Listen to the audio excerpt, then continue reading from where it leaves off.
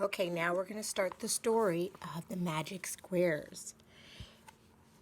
It all started in the middle of Ben's life in 1736. That year, he became a clerk for the Pennsylvania Colonial Assembly. The assembly was a group of men who made laws for the colony of Pennsylvania. A clerk was the person who kept track of all the important decisions they made. The guys in the assembly chose Ben to be a clerk because they knew he was super smart and a great writer.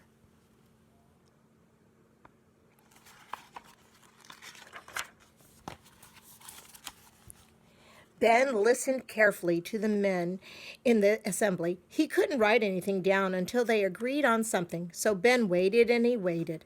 For days he listened to long arguments about which laws were good and which laws were bad. For more days, Ben listened to fights about taxes and bills.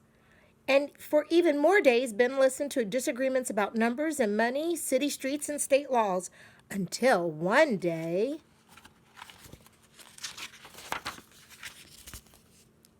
oh goodness, Ben fell asleep. And everybody is just looking at him. The members of the assembly were not happy. Mr. Franklin, one of them said loudly.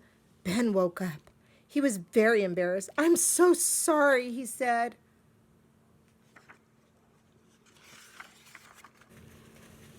Everyone went back to work. The men argued. Ben listened and listened. He kept his ears open and his eyes open. It was very hard. Day turned into night, and the assemblymen still argued.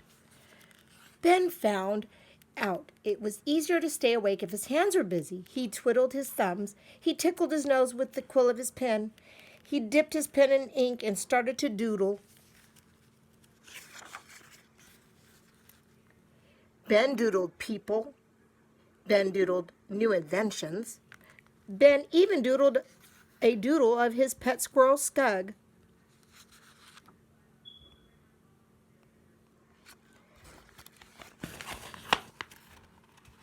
The men in the assembly were still arguing, so Ben decided to doodle a math puzzle.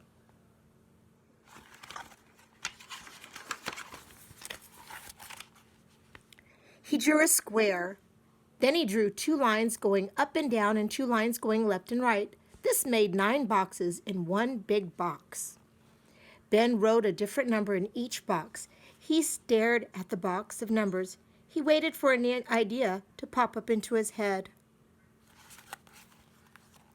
Ben noticed something.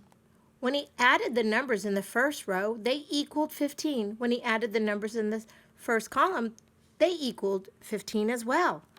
Now Ben wondered if he could make all the numbers add up to 15 no matter which row or column he picked.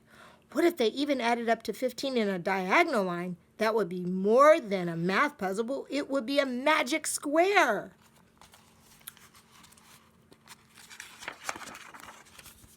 Ben started arranging the numbers, sorting the numbers, and rearranging the numbers.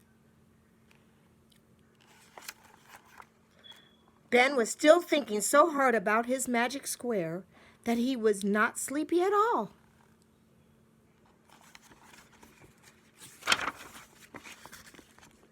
Finally, he saw what needed to be done. First, he wrote a 1 in the center box of the top row. Next, he wrote a 2 in the last box of the third row. He wrote a 3 in the first box of the second row.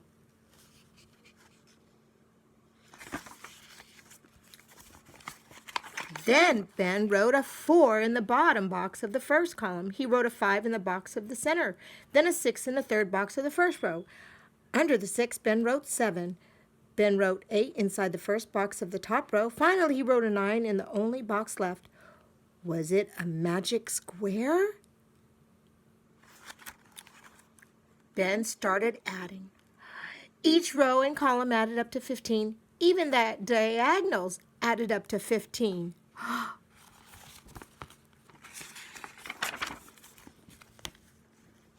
It's magically magic, Ben shouted. He made a magic square.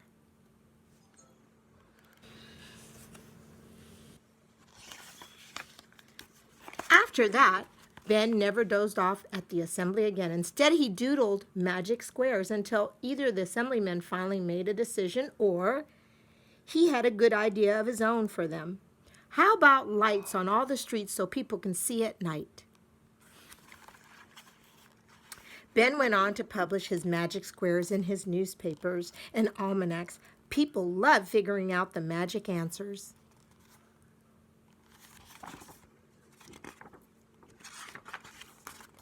And they still do.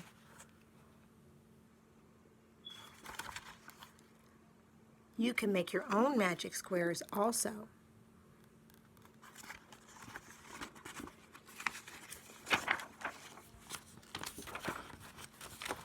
No one knows exactly how or exactly when Ben Franklin came up with the magic squares, but we know these things. He really did get bored when he was a clerk at the Pennsylvania Colonial Assembly. He definitely made the magic squares in 1736. He called the magic squares his most magically magical magic squares. He really invented and made up all the things that I've told you before, plus a lot more. He really did have a pet squirrel named Skug. Okay? I hope you like that story. I have other stories for next time. Okay? Love you guys and miss y'all. Mwah.